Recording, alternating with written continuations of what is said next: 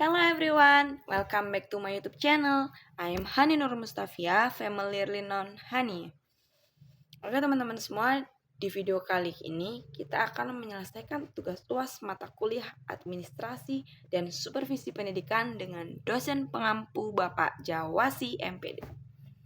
Oke teman-teman semua, di video kali ini Hani akan menjelaskan mengenai pengertian supervisi, jenis-jenis supervisi, teknik-teknik dalam supervisi, dan tipe supervisi.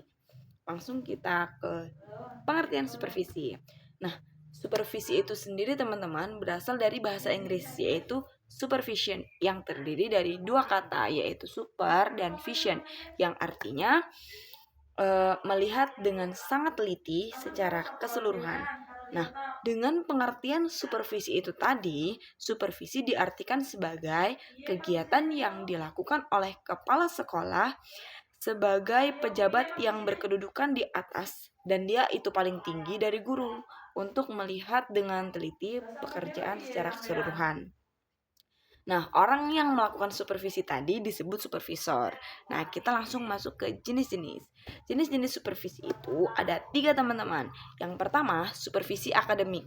Supervisi akademik itu menitikberatkan pengamatan supervisor pada masalah-masalah akademik, yaitu hal-hal yang berada langsung dalam lingkungan kegiatan pembelajaran. Contohnya saat siswa sedang melakukan proses pembelajaran. Yang kedua, supervisi administrasi. Nah, supervisi administrasi ini teman-teman menitikberatkan pada pengamatan supervisor pada aspek-aspek administrasi yang berfungsi sebagai pendukung terlaksananya kegiatan pembelajaran. Nah, ini juga untuk menunjang tercapainya tujuan pendidikan. Nah, demikian halnya juga tujuan pendidikan di sekolah dapat tercapai apabila di dalamnya terdapat kegiatan administrasi dan supervisi yang telah disusun secara sistematis dan kontinu. Kemudian yang ketiga yaitu supervisi lembaga. Supervisi lembaga ini menitikberatkan pada pengamatan supervisor pada aspek-aspek yang berada di sentral sekolah. Jika supervisi akademik tadi dimaksudkan untuk pembelajaran, maka supervisi lembaga ini dimaksudkan untuk meningkatkan nama baik sekolah atau kinerja sekolah. Nah, dari penjelasan barusan dapat kita simpulkan bahwa supervisi bukan hanya perintah, tapi merupakan suatu bimbingan, pembinaan, dan arahan kepada guru atau tenaga pendidik lainnya yang diberlakukan dalam rangka untuk meningkatkan kualitas pendidikan, utamanya pada lembaga pendidikan Islam. Oke teman-teman, kita akan langsung masuk ke teknik supervisi. Teknik supervisi pendidikan itu merupakan cara-cara yang ditempuh dalam mencapai tujuan tertentu. Contohnya menyelesaikan masalah guru-guru dalam mengajar, masalah kepala sekolah dalam mengembangkan lembaga, serta masalah-masalah lain yang berorientasi pada peningkatan mutu pendidikan. Oke teman-teman, teknik supervisi itu ada beberapa banyak teman-teman. Yang pertama menurut GMUN tahun 1961 ada 13 teknik supervisi kelompok.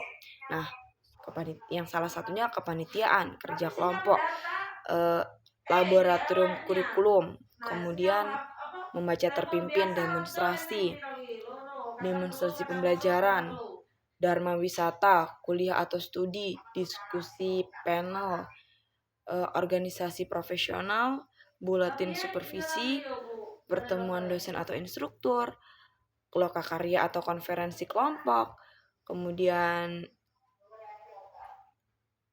terakhir konferensi kelompok yang terdiferensiasi. Kemudian yang kedua itu ada teknik supervisi individual. Teknik supervisi individual ini dilakukan secara perseorangan terhadap guru atau dosen. Nah, supervisi di sini hanya berhadapan dengan guru atau dosen, sehingga dari hasil supervisi ini akan diketahui kualitas pembelajaran. Nah, kemudian yang ketiga ada metode langsung teman-teman. Pihak supervisor mendatangi supervisor yang diawasi. Ketika dia berhadapan secara langsung, maka ia menggunakan metode langsung. Yang keempat ada metode tidak langsung, yang mana dalam mencapai tujuan supervisi, supervisor mengadakan kontak tidak langsung atau misalnya mengadakan pertemuan dengan perantara dengan supervisi, dengan dosen atau guru, maka dia dikatakan menggunakan metode tidak langsung. Contohnya pengumuman, buletin, angket, siaran radio, maupun siaran televisi. Nah, itulah tadi teknik-teknik dalam supervisi, teman-teman. Ada 4 ya, teman-teman. Kelompok, individual, metode langsung, dan metode tidak langsung. Nah, kemudian kita masuk ke tipe supervisi pendidikan. Itu ada beberapa tipe juga, teman-teman. Yang pertama ada tipe inspeksi.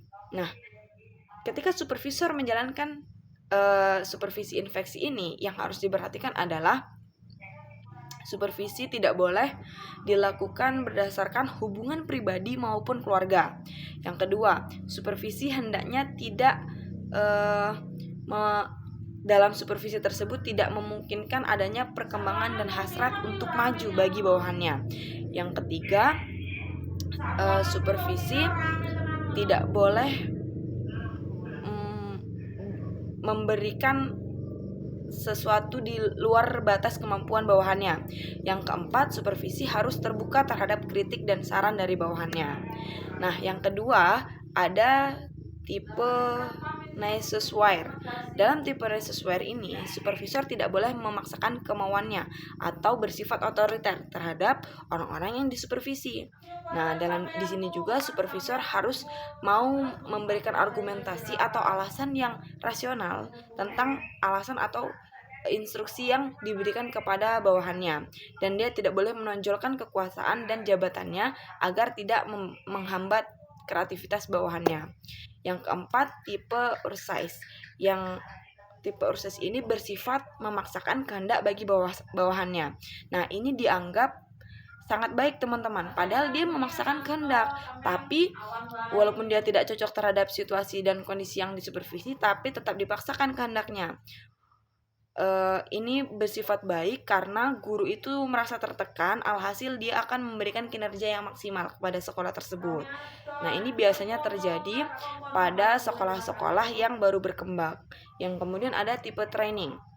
Nah, sikap yang dibutuhkan supervisor dalam training ini ada 4. Yang pertama, supervisor hendaknya bersikap positif terhadap segala macam persepsi baik yang positif maupun yang negatif. Kemudian ia dituntut untuk dapat menjadi pemimpin organisasi atau profesi pengawas untuk dapat meningkatkan kinerjanya. Yang kedua, supervisor hendaknya memiliki sikap yang super dalam mengawasi setiap hal yang berkaitan dengan pendidikan.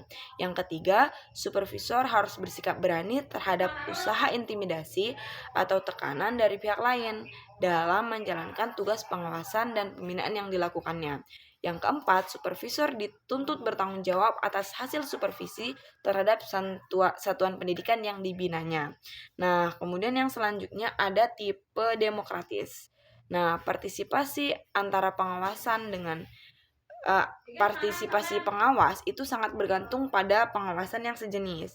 Adanya supervisor dengan supervisor sasaran dan pengawas sasaran merupakan tujuan utama yang ingin dituju. Nah, sasaran pengawasan dapat merasakan sendiri program pengawasan yang dilaksanakannya. Kesimpulan dari penjelasan Hani barusan yaitu yang pertama, supervisi pendidikan itu merupakan elemen penting dalam pendidikan, terutama dalam meningkatkan kualitas pendidikan. Yang kedua, supervisi adalah hal yang ditujukan untuk memperbaiki proses dan prestasi pendidikan, atau bantuan yang diberikan kepada guru dan seluruh staf sekolah untuk mengembangkan situasi pembelajaran yang jauh lebih baik. Nah, itulah teman-teman penjelasan dari Hani. Apabila banyak salah kata, Hani mohon maaf, dan kepada Allah Hani mohon ampun. Sekian dari Hani di video kali ini. Sampai jumpa. Wassalamualaikum warahmatullahi wabarakatuh.